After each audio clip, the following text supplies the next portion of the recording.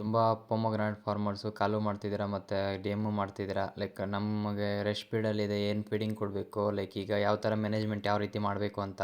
ಅವರಿಗೆಲ್ಲ ಇದರಲ್ಲಿ ನಾನೇನು ಮಾಡಿಸ್ತಿದ್ದೀನಿ ಅಂತ ನನ್ನ ಕನ್ಸಲ್ಟೆನ್ಸಿಯಲ್ಲಿ ಏನು ಮಾಡ್ತಿದ್ದೀನಿ ಅನ್ನೋದು ಮಾತ್ರ ನಾನು ತಿಳಿಸ್ಕೊಡ್ತೀನಿ. ವಿಡಿಯೋ ಕೊನೆ ತನಕ ನೋಡಿ. ಕೊನೆಯಲ್ಲಿ ಒಂದು ಚಾರ್ಟ್ ಹಾಕಿರ್ತೀನಿ, ಆ ಚಾರ್ಟ್ನ ಫಾಲೋ ಮಾಡಿಸ್ತಿದ್ದೀನಿ. ಲೈಕ್ ರೆಸ್ಟ್ ಫೀಡಿಂಗ್ ಮಾತ್ರ ಅಷ್ಟೇ. ಎಲ್ಲರೂ ಅದನ್ನೇ ಮಾಡಬೇಕು ಅಂತಲೂ ಅಲ್ಲ. ಲೈಕ್ ಅವ್ರವ್ರ ಸಾಯಿಲ್ಗೆ ಡಿಪೆಂಡ್ ಅಪಾನ್ ಅವ್ರವ್ರ ಒಂದು ಫೀಡಿಂಗ್ಗೆ ಬೇಕಾಗುತ್ತೆ. ಲೈಕ್ ನಾನು ನೋಡಿದಂಥ ಫ್ಲಾಟ್ಗೆ ನಾನು ಇಷ್ಟನ್ನೇ ರೆಕಮೆಂಡ್ ಮಾಡ್ತಾಯಿದ್ದು, ಓನ್ಲಿ ಫಾರ್ ರೆಸ್ಟ್ ಪೀರಿಯಡ್ಗೆ ಮಾತ್ರ. ತುಂಬ ಡಿ.ಎಮ್ಸ್ ಬರ್ತಿದ್ದಾವೆ ಮತ್ತು ತುಂಬ ಕಾಮೆಂಟ್ಸ್ ಬರ್ತಿದ್ದಾವೆ, ಯಾರಿಗೂ ರೆಸ್ಪಾಂಡ್ ಮಾಡೋಕ್ಕಾಗ್ತಿಲ್ಲ. ಲೈಕ್ ಏನಪ್ಪ ಅಂತಂದರೆ ನನ್ನ ಪರ್ಸ್ನಲ್ ವರ್ಕ್ ಇರೋದ್ರಿಂದ ತುಂಬ ಜನ ಕಾಲು ಮಾಡಿ ಕೇಳಿದ್ದೀರಾ ಅಥವಾ ಡಿ.ಎಮ್ಮಲ್ಲೂ ಕೇಳ್ತಿದ್ದೀರಾ ಅಂಥ ಪರ್ಸ್ನಲ್ ವರ್ಕು ಏನಾಗಿದೆ, ಏನು ನಡೀತಿದೆ ಅಂತ.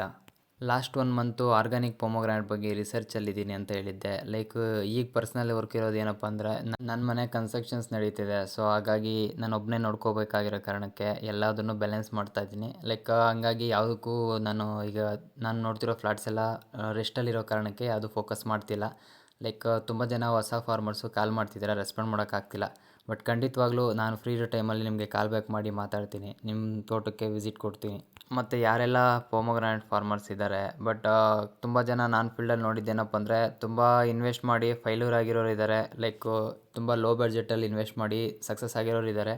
ಅದಕ್ಕೋಸ್ಕರ ನಾಲೆಡ್ಜ್ ಇದ್ದರೂ ಇಲ್ಲದೇ ಇದ್ದರೂ ಒಂದು ಕನ್ಸಲ್ಟೆಂಟ್ನ ಇಟ್ಕೊಳ್ಳಿ, ತುಂಬ ಚೆನ್ನಾಗಿ ಗ್ರೋತ್ ಮಾಡ್ಕೋಬೋದು. ಏನಕ್ಕಪ್ಪ ಅಂತಂದರೆ ಪ್ರತಿಯೊಂದು ಡಿಸೀಸ್ನ ಅನಲೈಸ್ ಮಾಡಬೇಕಾಗುತ್ತೆ, ಪ್ರತಿಯೊಂದು ಪೆಸ್ಟ್ನ ಅನಲೈಸ್ ಮಾಡಬೇಕಾಗುತ್ತೆ.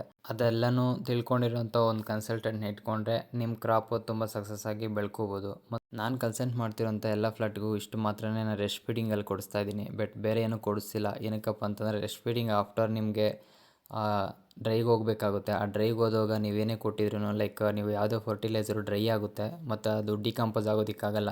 ಮತ್ತು ನಾವು ಪ್ಲಾಂಟ್ಗೆ ವಾಟರ್ ಸ್ಟಾರ್ಟ್ ಆಗೋದಕ್ಕೂ ಮುಂಚೆ ನಾವು ಏನಾದರೂ ಫರ್ಟಿಲೈಸರ್ ಕೊಡ್ಬೋದು. ಏನಕ್ಕಪ್ಪ ಅಂದರೆ ನೆಕ್ಸ್ಟ್ ನಾವು ವಾಟ್ರನ್ನು ಕಂಟಿನ್ಯೂ ಮಾಡ್ಕೊಂಡು ಹೋಗ್ತೀವಿ, ಆಗ ಡಿಕಂಪೋಸ್ ಆಗುತ್ತೆ, ಗಿಡಕ್ಕೆ ತುಂಬ ಚೆನ್ನಾಗಿ ಅಪ್ಟೇಕ್ ಆಗುತ್ತೆ.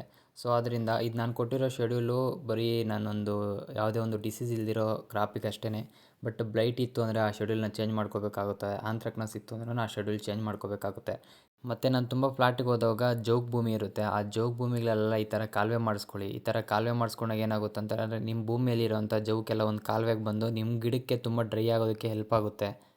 ಮತ್ತು ಗಿಡ ಡ್ರೈ ಆಗಿಲ್ಲ ಅಂದರೆ ಮತ್ತೆ ಮೇಲ್ ಫ್ಲವರ್ಸ್ ಜಾಸ್ತಿ ಬರೋ ಚಾನ್ಸಸ್ ಇರುತ್ತೆ. ಮತ್ತು ನಾವು ಕ್ರಾಪ್ ಕಟ್ಟಿಂಗ್ ಆಗಿ ಎತ್ರೆಲ್ಲೋಯ್ತು ಅಂತಂದರೆ ಸೊ ಗಿಡನ ತುಂಬ ಡ್ರೈ ಮಾಡ್ಕೊಳ್ಳೋದು ತುಂಬ ಇಂಪಾರ್ಟೆಂಟು. ಇನ್ನಷ್ಟು ಅಗ್ರಿಕಲ್ಚರ್ ರಿಲೇಟೆಡ್ ವೀಡಿಯೋಸ್ ಮಾಡ್ತಿರ್ತೀನಿ, ನಮ್ಮ ಪೇಜ್ನ ಫಾಲೋ ಮಾಡ್ಕೊಳ್ಳಿ. Thank you for all my supporters.